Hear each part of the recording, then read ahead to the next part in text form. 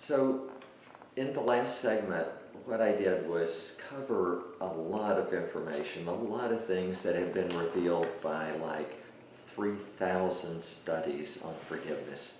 So what I want to do is just kind of make sure that we understand from a counselor's point of view what we need to do. So I think one of the key things that we need to be aware of when dealing with forgiveness is don't rush to forgiveness. So if the tendency is, as soon as people deal with things, we want to help them move to forgiveness. But really, a lot of the times when we rush to forgiveness and we kind of want to deal with that before the couple's ready, it ends up burying a lot of their anger. It doesn't really bury it so much in them, but it tends to hide it from the counselor because they're getting the message, you need to move on past this, you need to not talk about this. So even though they may be feeling still upset, they're going to kind of do what the counselor is suggesting.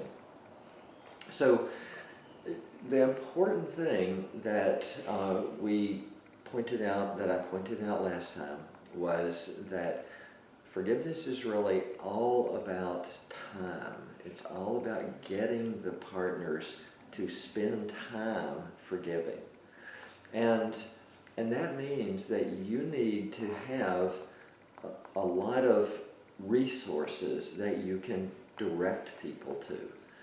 So one of the resources that's an easy resource to direct them to is I have a website and Jennifer has a website, and both of these websites have lots of resources that people can go to on their own, and they'll get better, and then you will look like a genius because you finished up this session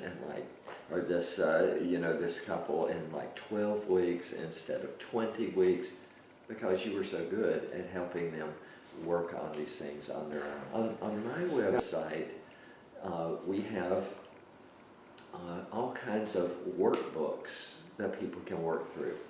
We have a secular forgiveness workbook for couples that don't want to work through a Christian workbook or that don't identify as Christians. We have a Christian accommodative workbook. We have a 2-hour workbook. We have a self-forgiveness workbook. We have lots of things that people can download free of charge and work on their own. So this is one way that you can help people to engage on their own. You might want to make up your own list of books that they could use, or movies that have a forgiveness theme, or just all kinds of things that will keep them thinking about forgiveness in times that they're not in the session together. So this is the really important point, I think, about using forgiveness in counseling, and that is there is this dose-response relationship. More time is better. So when you're working with a couple, though, in counseling, what you might want to do is you're going to probably teach them a model of forgiveness. Now, the REACH forgiveness model is a 5-step model that I use in my workbooks, and that 5-step model to reach forgiveness, which I'll talk about in a session on its own about what are in the 5 steps. But importantly, you don't start out with a really, really serious issue to try to teach them forgiveness. Just avoid the mother-in-law issue at the beginning, avoid the toilet seat issue, and what we try to get people to do is to think of a time when they got hurt and may still have some lingering bad feelings about, but it was before the couple even met.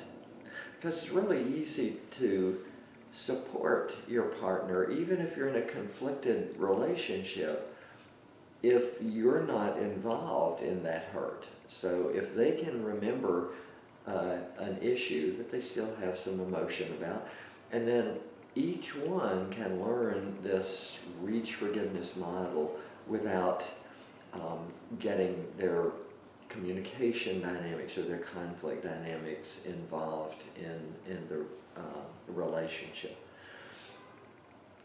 So these are, I think, some of the major ideas in terms of in terms of the way that we use forgiveness in therapy.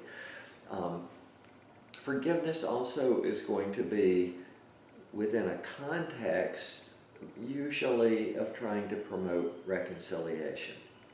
So this couple has come to you, they want help with their relationship, they want to at least try to reconcile. Maybe they've already decided they want a divorce. They don't want to tell you that, but they want to be able to tell their friends, oh, we tried everything, we even tried counseling, it didn't work. But as a kind of a working premise, you're going to want to work with them to try to help them at least try to give reconciliation a chance. And so forgiveness is one of the things that is in the midst of that reconciliation effort. And then they will find out whether they can make reconciliation work. So, and this is where we are right now. I'm going to look at maybe some ethical considerations in using forgiveness in the next time that we talk.